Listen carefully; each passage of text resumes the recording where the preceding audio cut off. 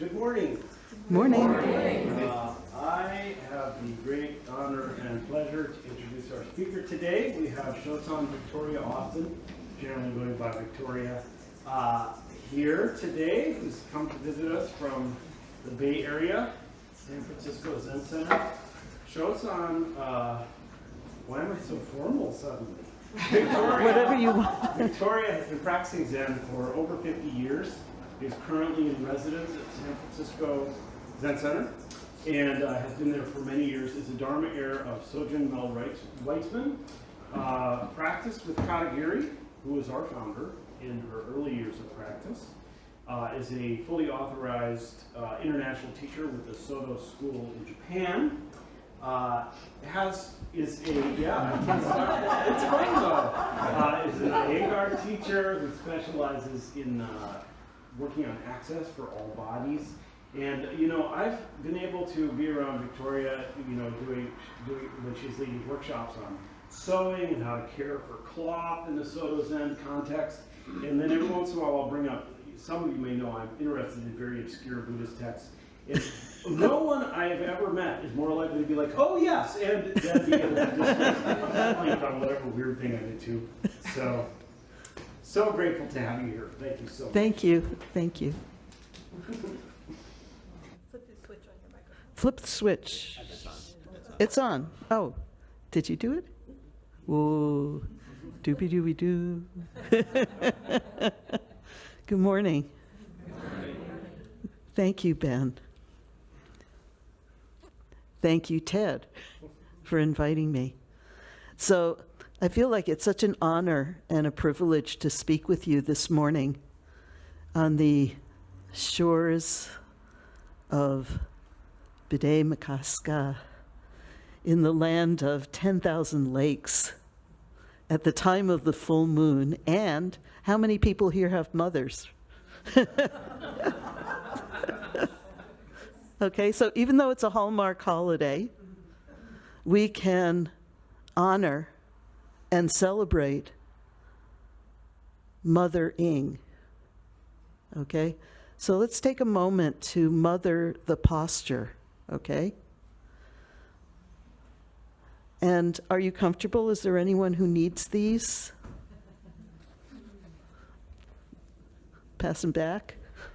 See if someone needs one behind you or under you or filling in some gap. Okay? And there's more outside if you need them. And I won't be offended if you move or adjust your posture or take care of yourself. So today I want to talk about one of the Zen precepts. And, in Zen we have Zazen and we have precepts. And Zazen is how we get to know ourselves in a very deep and intimate way. And precepts are how we get to study how we know ourselves and keep interested in knowing how, in better knowing ourselves and the world around us. I think it's really important to not just have meditation, but to also have a way of bringing that meditation into our daily lives and interactions with everyone and everything. And today I actually want to speak about a topic that's, we might not have thought about because it's in one of the precepts that no one ever talks about much. And when they do, they kind of minimize its importance.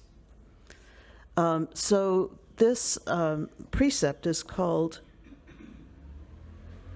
not disparaging the three treasures. And so it sounds like you're not supposed to speak ill of the Buddha or awakening, the truth or teaching, which is Dharma, or the community, which is Sangha. So that's what it sounds like it's going to be about. Not disparaging the three treasures. Sounds like it's going to be about talking.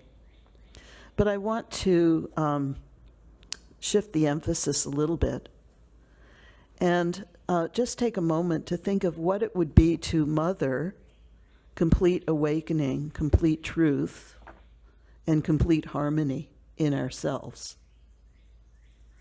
And so I want to talk rather about not damning them with faint praise, if that makes sense to you. So faint praise would be to realize those things, our nature, our deepest nature, our deepest truth, and our deepest sense of intimacy incompletely, and be kind of satisfied with that. That's what I mean by damning it with faint praise. So thinking of it as less than it is. Okay, so for instance, you had a beautiful maple tree that had to be felled when it came time for the renovation. Everybody loved the tree, right? And I'm sure it was a decision to cut it down. That how can we build this thing without cutting the tree down? Oh no, we can't build it without cutting the tree down. And you could have sent that wood to the dump. A lot of people do. You know, kind of construction casualties often get sent to the dump.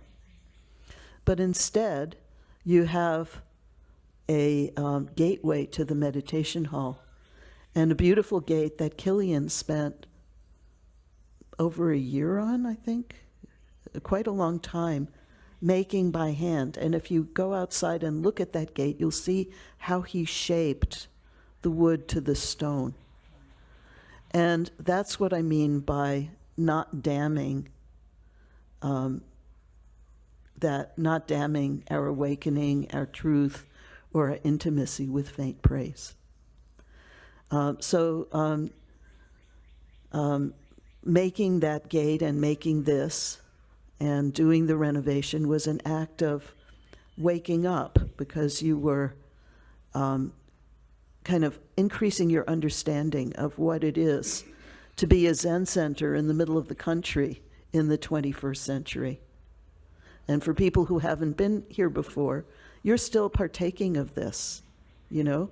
If you're here for the first time, you're here for the first time. You're bringing something to this place that hasn't been here before, that hasn't been known before. And that wakes everybody up. Your truth. So the truth of what is this tree to us? What is this wood to us? And the intimacy of how do we relate to it? So that's an example. Another example is if you wanted to cook food in that way, or if you wanted to honor your mother in that way.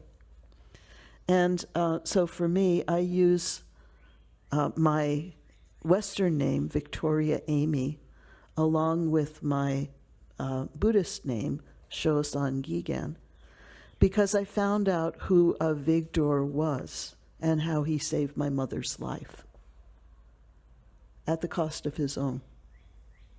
And Amy is for Amalia, who was my mother's mother. And she died when she went to look for her son, who had died. And so I want to honor all of it. And notice that in this world of today, with all the ado that's happening all around us, no matter what political persuasion we are, things are hard right now. Things are difficult right now. Or I should say they're challenging right now. And a challenge means that there might be a way to meet it. So on Wednesday, there was a talk at San Francisco Zen Center given by Daiho Kim Hart, a student of my Dharma brother Paul's. And she read a poem. She talked about what is sacred. And she read a poem about how we can use the sacred or our sacred as a refuge. And I'd like to read it now. Would that be okay? Okay, so this poem is called The Peace of Wild Things. And it's by Wendell Berry. And here it goes. When despair for the world grows in me and I wake in the night at the least sound in fear of what my life and my children's lives may be, I go and lie down where the wood drake rests in his beauty on the water and the great heron feeds. I come into the peace of wild things who do not tax their lives with forethought of grief. I come into the presence of still water, and I feel above me the day-blind stars waiting with their light. For a time I rest in the grace of the world and am free. May I read it again? Okay. The Peace of Wild Things. So this is in a book that he wrote in 1968 called Openings, and it was more recently re-anthologized in some other books of his. When despair for the world grows in me and I wake in the night at the least sound in fear of what my life and my children's lives may be, I go and lie down where the wood drake rests in his beauty on the water and the great heron feeds. I come into the peace of wild things who do not tax their lives with forethought of grief. I come into the presence of still water, and I feel above me the day-blind stars waiting with their light. For a time, I rest in the grace of the world and am free.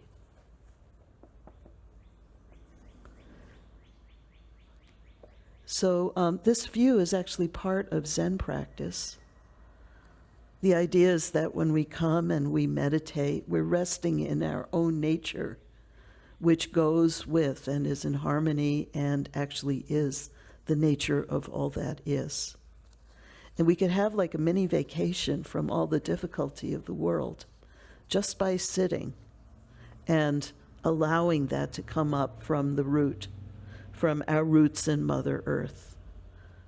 As Katagiri Roshi said, and let the flower of the life force bloom in us, right? So, ding. Okay, so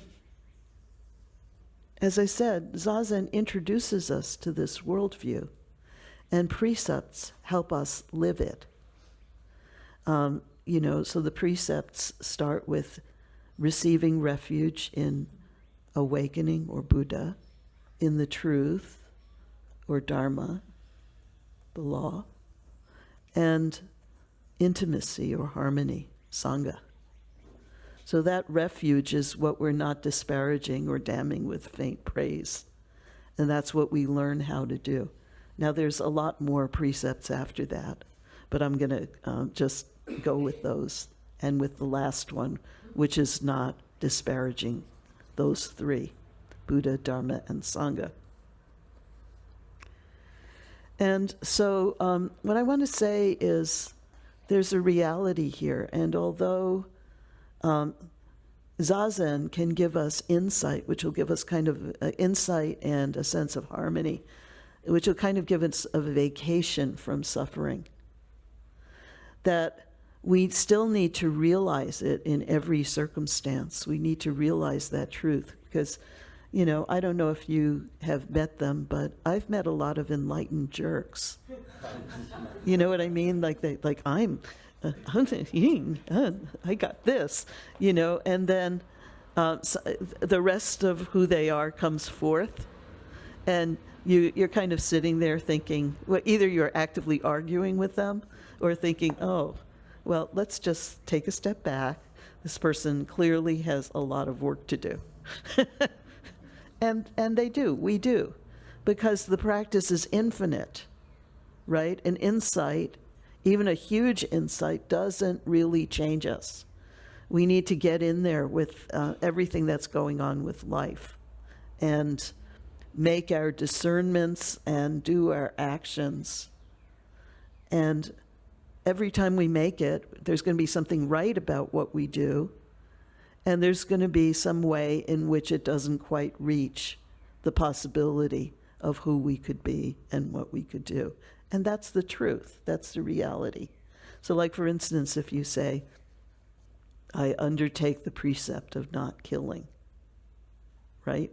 And then you read in the newspaper that, you read in the news feed that dengue is now endemic to the United States. And you hear in front of you,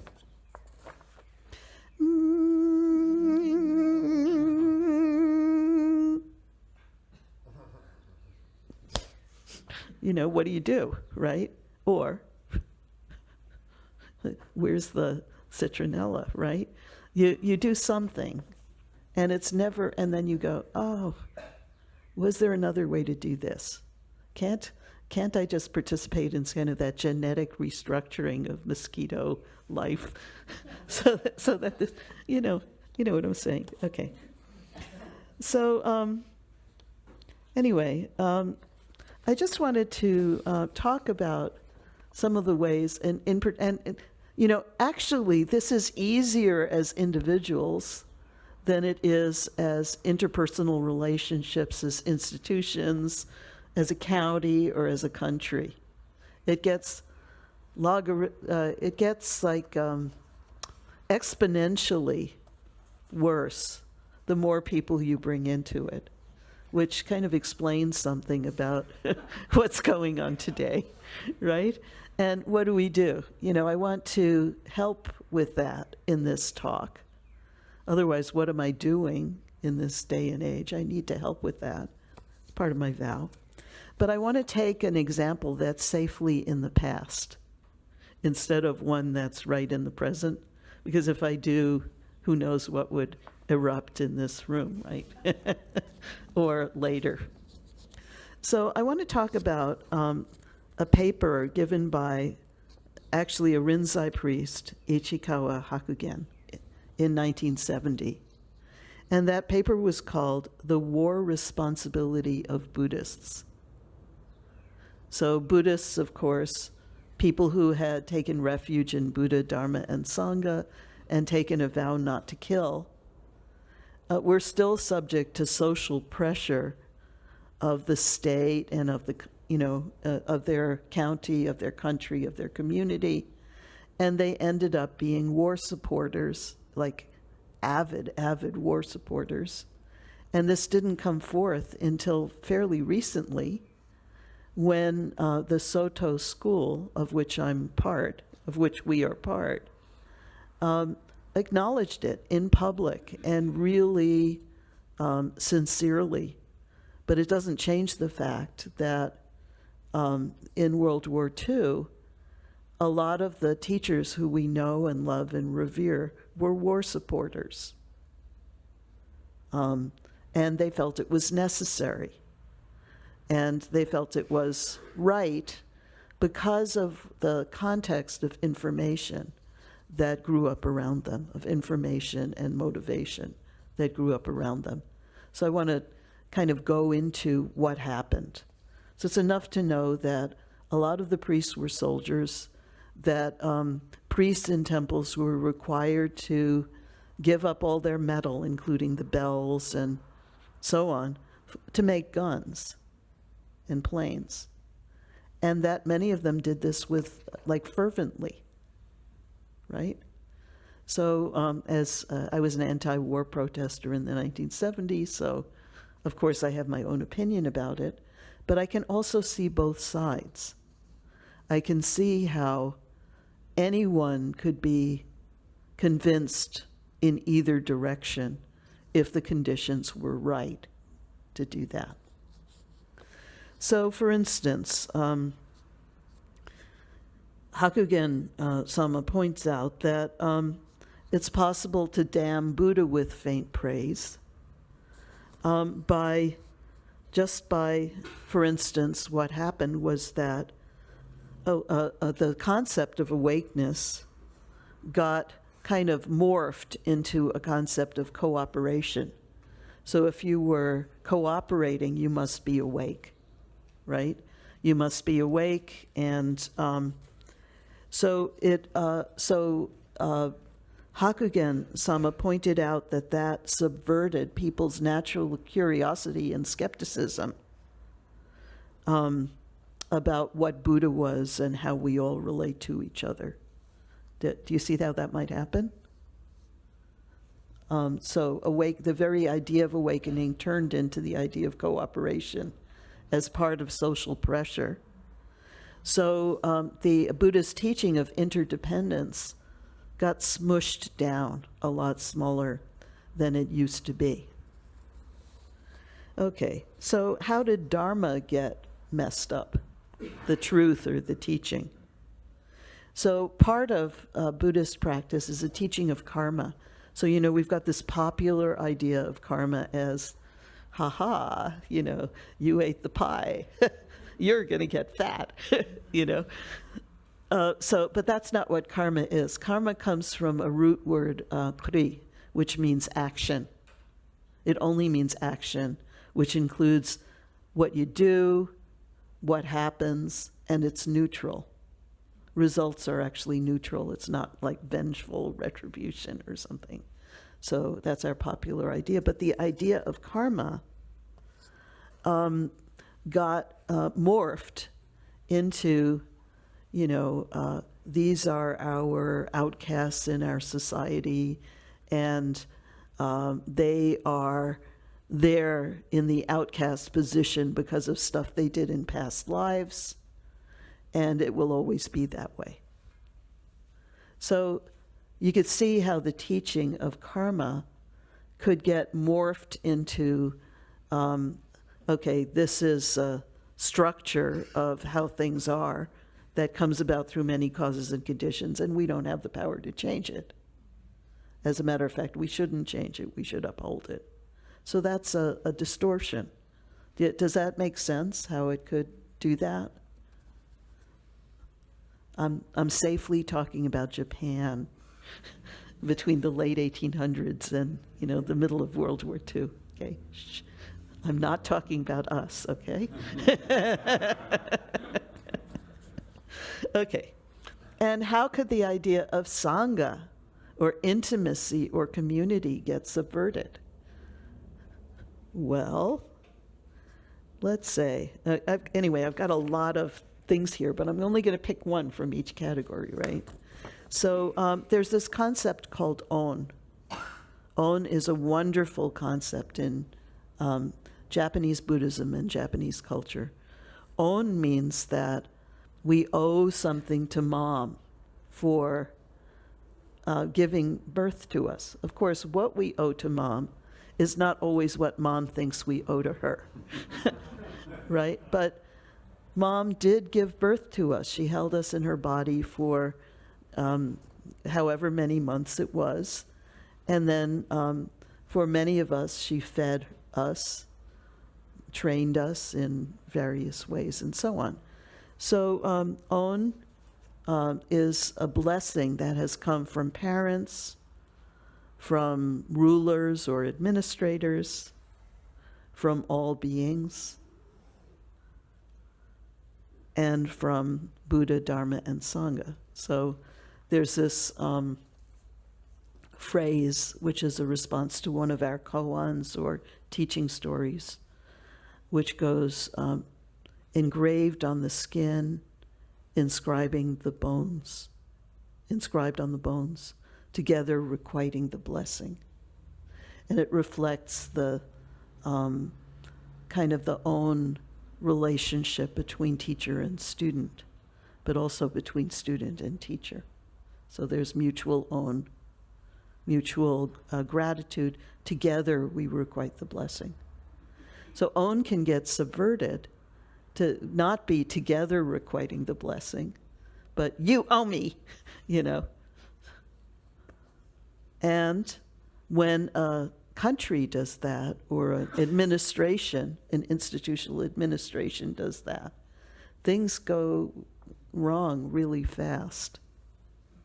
And so, for instance, instead of together requiting the blessing, I am an authority figure and you have a worldly obligation to me, and I want money or food or clothes or housing or respect or your firstborn son, whatever it is, you know? So you understand how it can get subverted that way. So instead of requiting a blessing, it becomes a kind of you owe me situation. So there's so many ways in which it can get subverted. How am I doing on time, by the way? Yeah, I can't see it though. What time is it? Can you move that closer? It's 27 after. 27 after. Okay, good. Thank you. Oh, thank you. Okay. Excellent. Perfect. Okay. So I want to actually quote some Zen teachers of the time just to, dig in the point a little bit. So an actual quote where you can see how the refuge in Buddha, Dharma, and Sangha got subverted in one of these ways or a similar way. So this is a quote from Harada Sogaku Roshi. If ordered to march, tramp, tramp. If ordered to shoot, bang, bang. This is the manifestation of the highest wisdom. The unity of Zen and war of which I speak extends to the farthest reaches of the holy war we're now in. And a capping verse that he made to this, I bow my head to the floor to those whose nobility is without equal. Okay? So you see that something went wrong, and later the Zen masters actually apologized and requited what had occurred. Here's another one.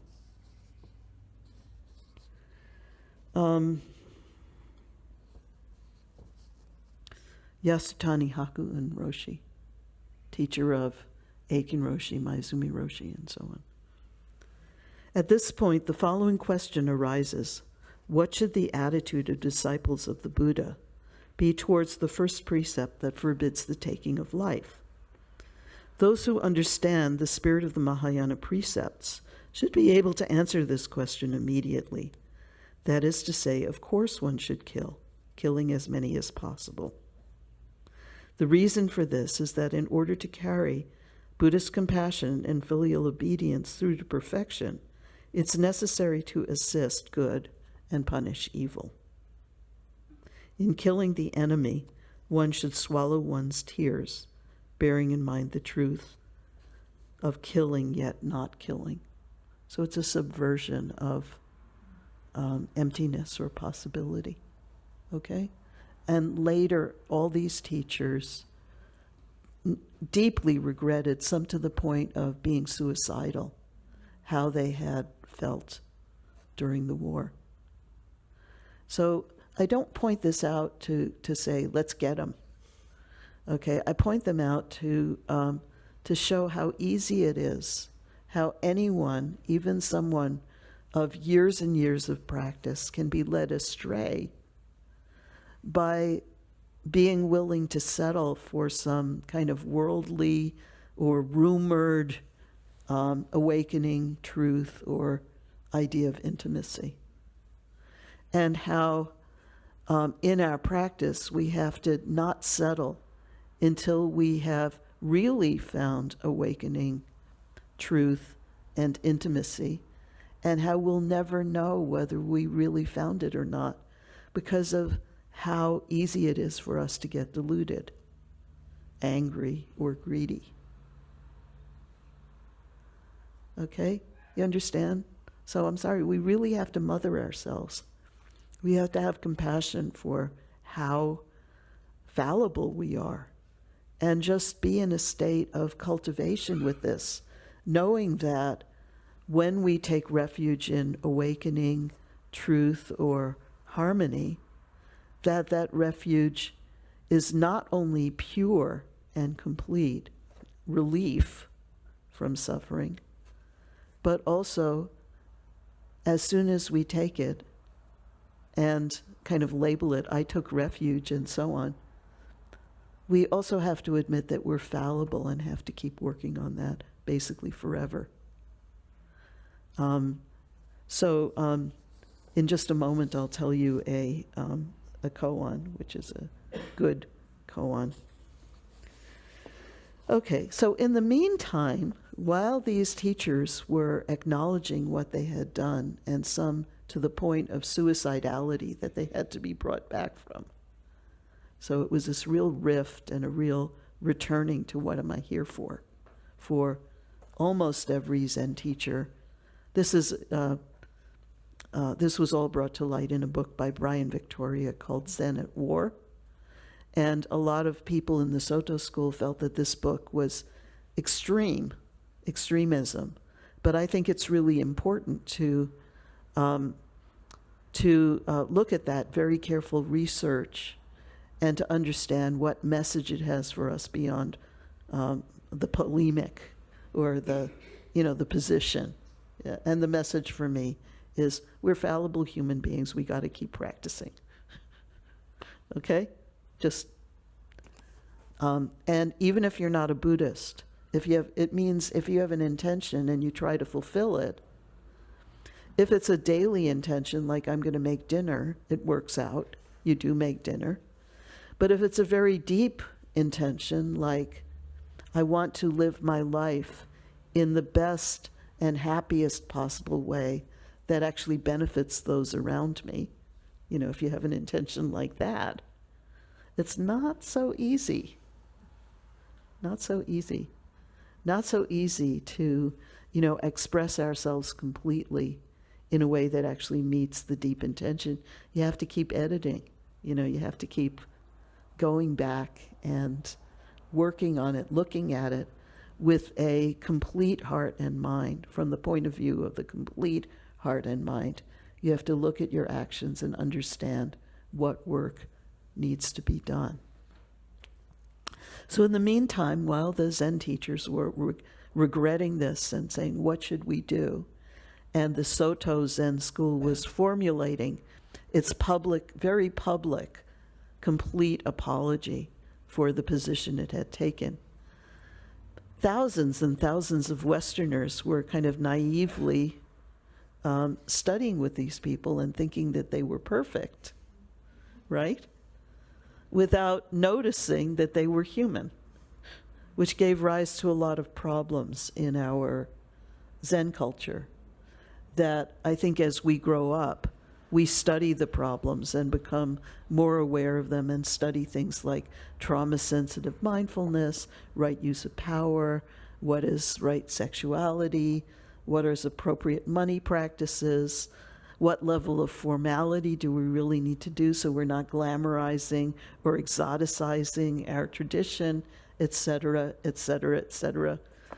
Note, please see Ted and Ben with questions about this. Okay.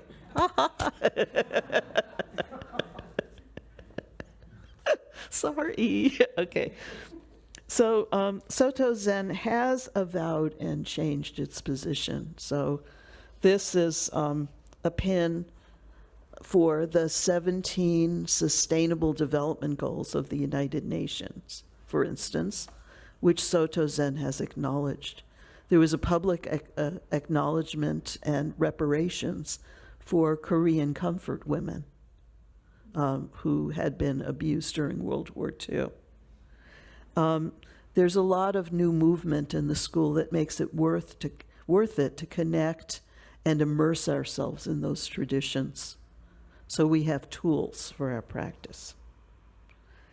So there's lots of things we can learn. So how do we not damn the three treasures with faint praise? If you need to refresh your posture, please do, right?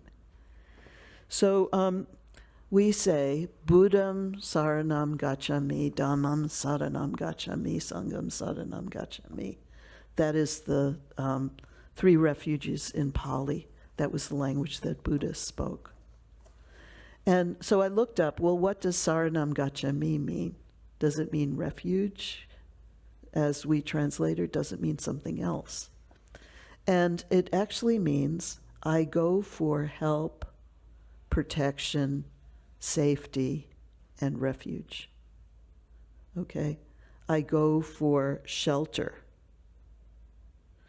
And if we truly wish to wake up, we have to consider what, not only at the individual level, but, me with you interpersonally, or us as a group, or as a community, or as a city, a country, and the world. What do we need to do? We can respond directly. For instance, if someone says, "You hurt me," we can hear them, not just listen politely. And a group or an institution can do this.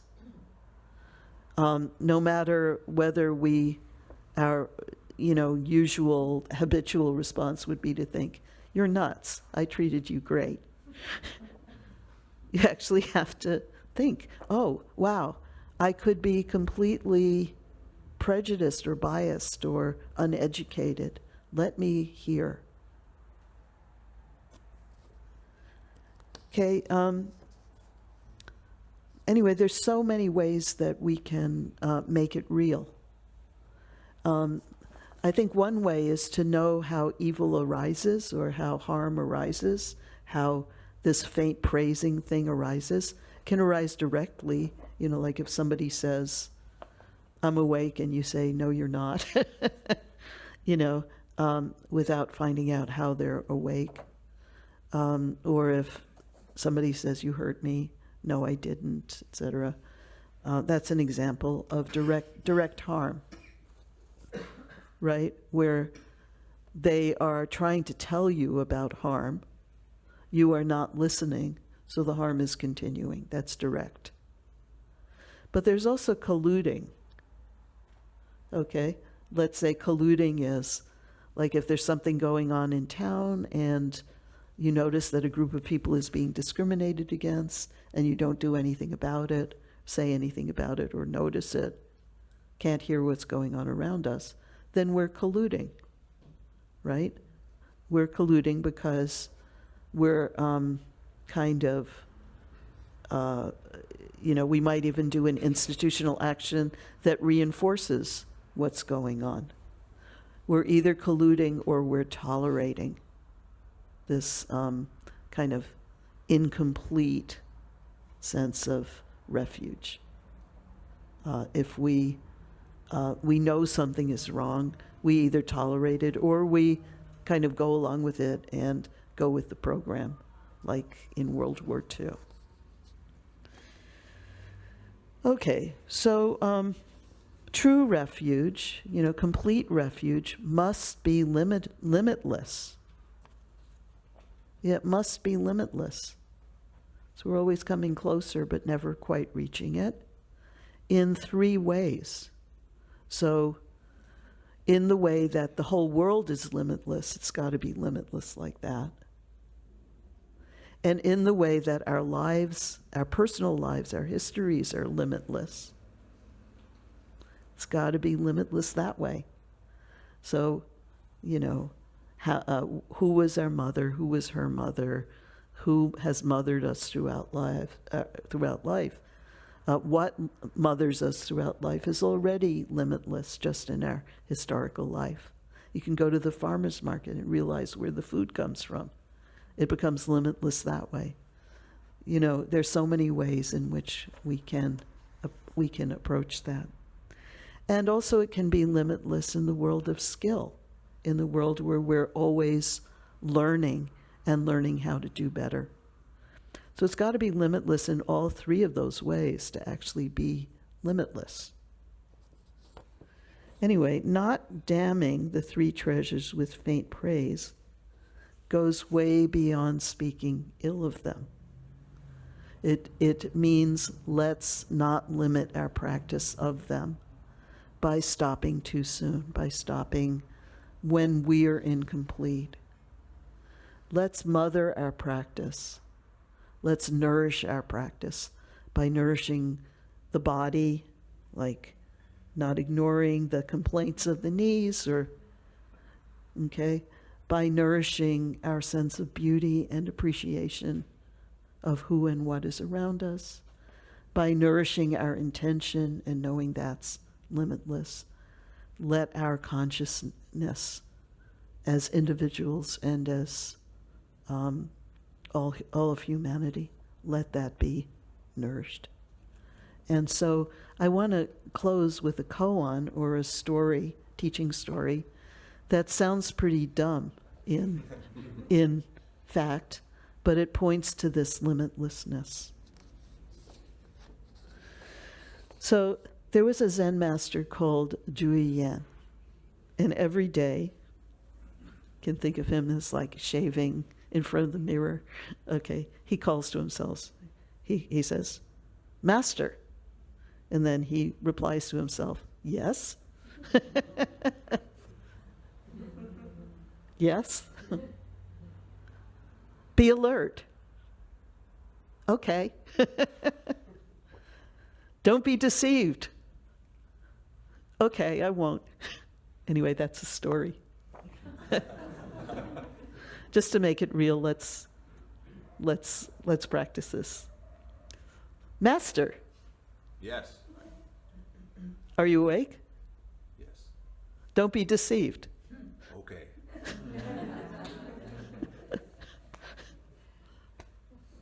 Okay.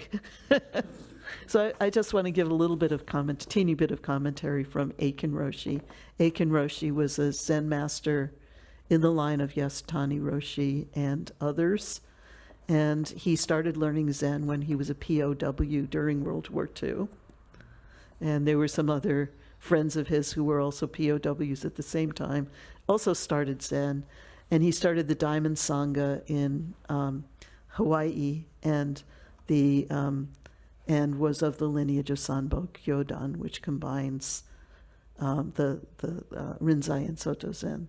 So basically the group of people who uses teaching stories and the group of people who just, kind of does stuff. Okay. So Eiken Roshi commented on this story. This case is sometimes misunderstood as simple self-correction, as someone at the end of the day might reflect on their mistakes and resolve to do better. Oh, such meditation is fine, but it's not Juyien's practice. He is receiving, maintaining, and presenting the three treasures, Buddha, Dharma, Sangha. But Juyin was explicitly not repeating Buddha, Dharma, Sangha. Why? It's part of his warning not to be dependent or subverted, actually, by anything or anybody. So, knife edge, hear everybody, include everybody, don't be subverted. Okay? Subverted is not the same thing as denying what they have to say, okay? Or taking in what they have to say. Subverted means you forget and submerge your own conscience. So he's saying, Jian's practice was not to damn the refuges with faint praise. Thus his words are vows that go deeper than any formal promises you could make in the temple.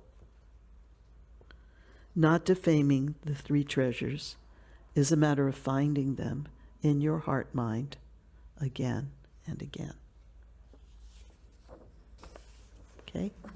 So maybe that's enough of this. And how about this? One thing I forgot to mention is there are a lot of people joining us online, and their voice may just emerge through speakers. So you might think, who is that? That is someone who's been all along. Hi, people online. Sorry to ignore you. I didn't realize you were here. Thanks for coming. Okay. Okay, so anyone want to say anything, add anything, correct anything, do anything? Just go ahead. Thank you so much for your talk. Thanks. I really like how you were talking about fallibility, human fallibility, and shared those examples of Zen masters. It seems like we have this human quality of judging people, feeling we're on the right side of history, and we do a good job, unfortunately, of cutting people out when they make a mistake. And could you speak to, how can we welcome people back? How can we practice forgiveness when, people are bound to make mistakes, and sometimes we don't let them back in? Yeah. Yeah, that's really true, unfortunately, right? So I want to say that thank you for this question. It's really important. And I want to speak about it in a way that includes our historical lives, because it's a question about life. So I'm not going to give you some kind of smarmy pap about, we're all one or anything like that. Because, your question assumes that it's, we are actually one, but we've fallen into this state of kind of internal poverty in some way, where forgiveness is impossible. And maybe there was something unforgivable that we can't forgive, right? So I want to talk about it in two ways, internally and externally. So I want to say that if you can't go into forgiving the unforgivable right away, we can start with our own bodies. So there's parts of our bodies and our lives that we've exiled, that we can introduce the practice of forgiving the unforgivable by physical mindfulness and care for the body. So science has proven that the body is actually a collection of committees that work semi-independently and all together to a certain extent. So we can study interrelationship, for instance, by noticing, okay, I'm sitting zazen, I'm sitting on a cushion or whatever. I'm trying to put my legs in full lotus, they won't go. So I kind of go, right? Which way do knees actually bend? Oh, they bend this way. Oh, uh-oh.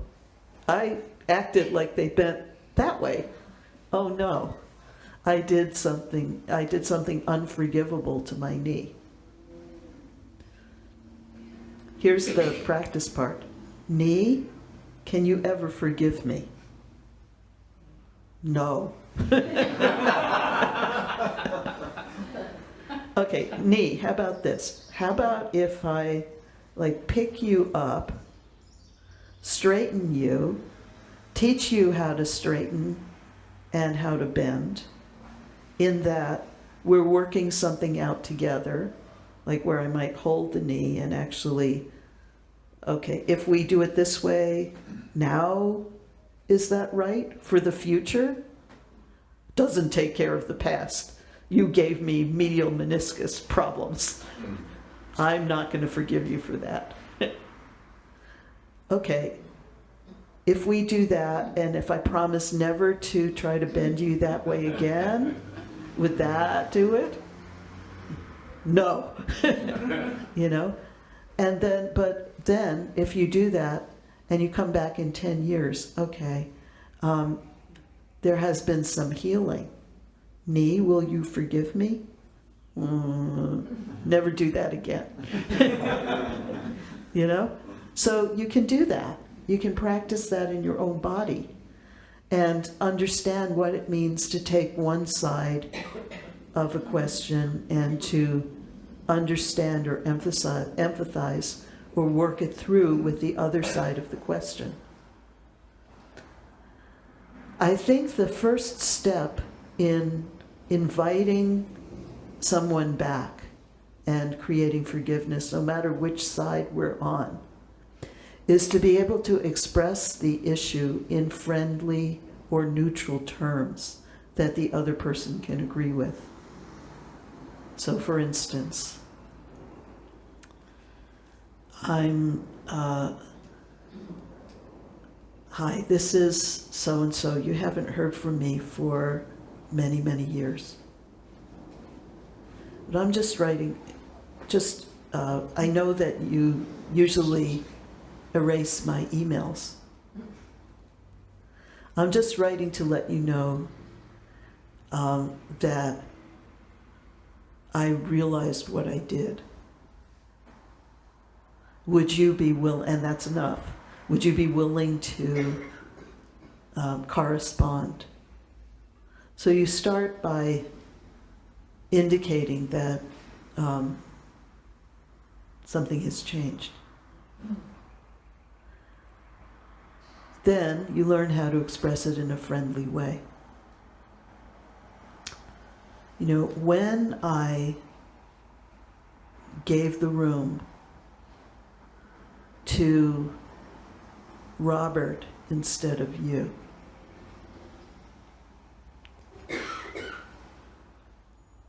I now realize that that impacted your whole life, because you had to go searching for a room that you couldn't really afford, and you didn't really have a place to stay.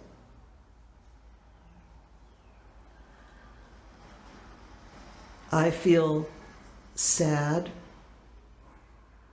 and I regret doing that. Is there a way that I can make this up to you? Period. You know, so you don't just like throw money at them, right? Or even, you know, compliments or goodwill or something like that. You have to meet that person where they are. And there has to be enough reflection that it sinks in. And if it's like growing something, if the ground's hard, you have to break up the soil, get at the rocks, filter them out, and then you have to start nourishing by planting vetch and grass and turning it under. So I highly recommend Thich Nhat Hanh's way of embracing conflict, which I used to think was overly sweet until I realized where he was coming from and what that meant. Anyway, thanks for the question. It's really an excellent question and very appropriate for these times. Thank you. I really like that question. Yeah? To ask one about. If there's someone downstairs who could turn up the volume, that would be great. We cannot hear the question.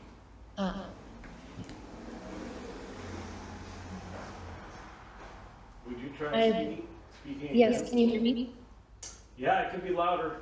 Okay, I can speak louder too. Thank you, we got you. Yay. Great. I really appreciated that question. And I wonder if you could speak a bit more about if you are the person who has been hurt, and yet you aren't able to connect to the person you are seeking reconciliation from. And so you aren't able to work with the knee, Mm-hmm. and you're just waiting for the hand. Yeah. And what, if any, action you can take to facilitate reconciliation? Yes. There's so many different ways.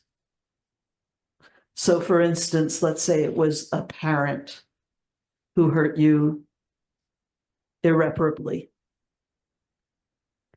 One of the things that you can do is love them anyway, but with your boundaries, not theirs.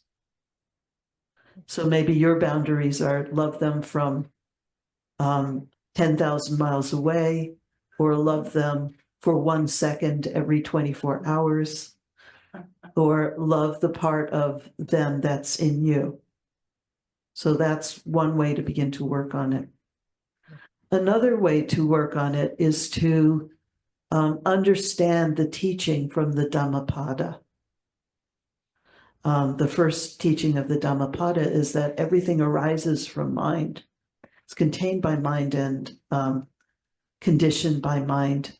If a person speaks or acts with unclear mind, bitter grief pursues us like the wheel follows the foot of the draft ox. But if we speak or act with clear mind, joy follows like a shadow that never leaves.